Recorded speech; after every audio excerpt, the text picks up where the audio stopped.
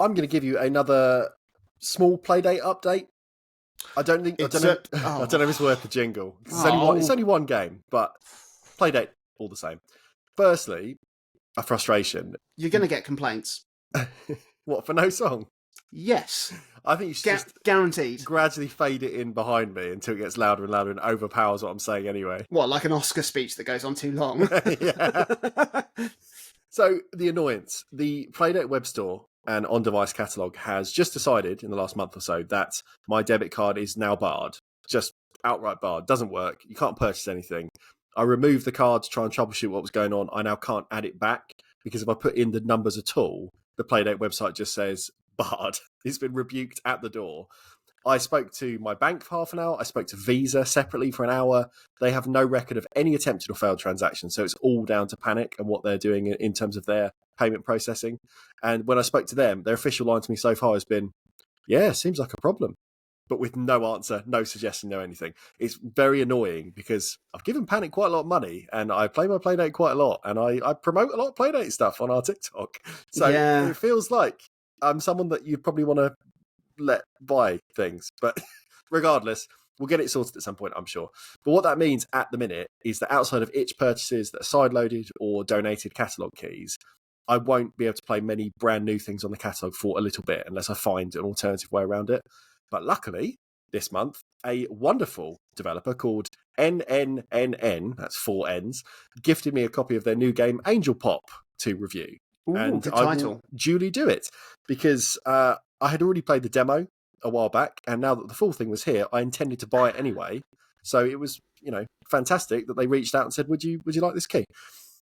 Angel Pop is an attempt at bringing a manic twin-stick shooter to Playdate, which is a platform that has no sticks. So, twin stick with 0 stick. And as I mentioned, I played this when it was a demo. I really enjoyed what was presented in that kind of much earlier iteration. But even then, the control scheme felt like it was a bit uncomfortable over longer play sessions because of this lack of 2 analog sticks, really.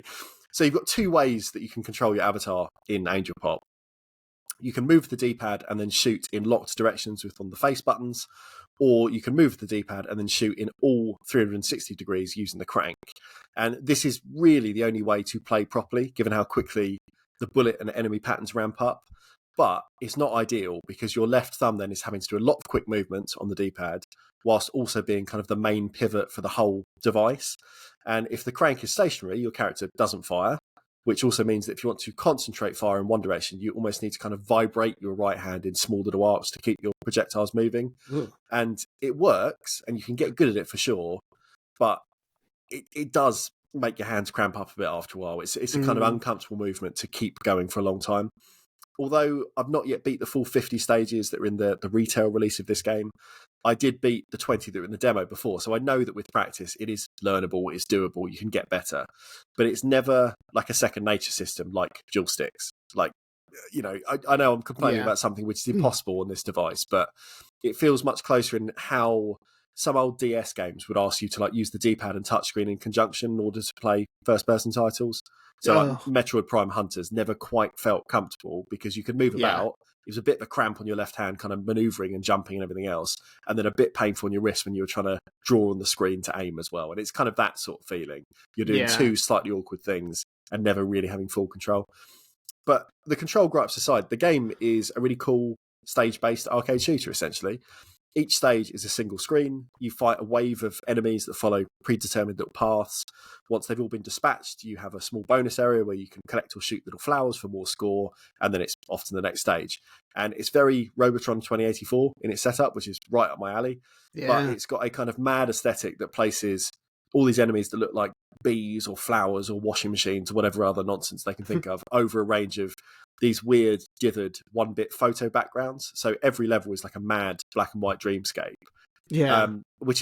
It's impressive how readable it still manages to be on kind of a 1-bit display. More impressive than any of that, though, is that it's a very performant game. Like, if you cast your mind back to when you were playing Core Fall and when we watched the Squid God stuff around that, it's another game that's about generating a lot of sprites on screen at once, but they had to make the decision to basically cap how many enemies or collectibles were being rendered to try and keep the game moving along. Yeah. And Angel Pop largely does away with these limits. And by like the 10th stage even, you're easily avoiding 50 or 100 things at once. And it's no mean feat for such a tiny display. It's a hell of a lot going on to still be running at basically as fast as the Playdate can run. Yeah. In its demo form, this could tank the engine a bit, but in its final release, it's pretty much locked, like really smooth. So they have definitely optimized over the last few months to get it up and running. And it's got very, very rare little wobbles, I guess, at its most intense renders when you've got like a screen filled with bullets or whatever. But like I said, it is still readable. You know, even when it's very chaotic, even when you've got 100 washing machines stomping over an image of a ramen bowl, you know, it still works. And even if sometimes you get a little bit lost when you're kind of like swamped in all that and you can't really see which direction you're firing in, you have to admire the kind of craft and gall to try on a platform like this. You know, the Playdate actually has a few decent shoot 'em ups now, which is an odd genre to have at all on this device. Yeah. You know, you've got Gun Trails on the catalogue, which is like a really polished kind of bullet hell shooter. You've got Angel Pop now. But I think both games in their own way kind of highlight why intense Twitch shooters, very impressive to play on the Playdate, but they don't always migrate that well to a device built around this kind of control input, these limited specs, this screen, everything else. Like it's the shmup adjacent games that generally fare better. And I can't be kind to yourself up enough. But even something like Season 1's Battleship Gaudios that we didn't love, it had a lot of faults, but it tried to take kind of a recognisable shoot-'em-up wrapper and do something that was different to kind of acknowledge that this is not a super quick display. This is not a particularly readable display when there's lots going on because it's only black or white. And it didn't really succeed, as we noted back in our review. God knows when that was. And Angel Pop is definitely way, way better and more fun. But it could be argued that it was probably better pitched for the limitations of the Playdate specifically. And I find that quite interesting, that the games I've enjoyed the most have always looked at the hardware and said, not what gap do we need to fill, but what can we do that makes sense for this device? Yeah. You know, it's not just saying, well, we need a 3D racing game just because. It's got to be something that's like, okay, but does that fit? Is that going to be fun on this device? What do we need to do to kind of make it work?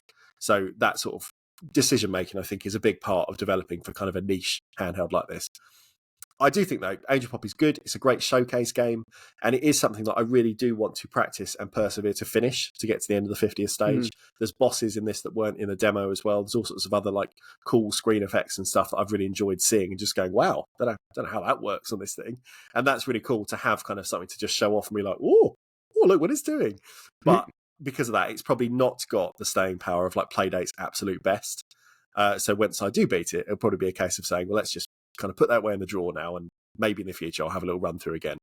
Whereas the ones I really enjoy, like I play Bloom every day till I beat the whole thing. I've played Be Kind to Yourself every time I've had a poo for the last month. You know, it's the stuff that you get hooked Which by. Which is 3 times.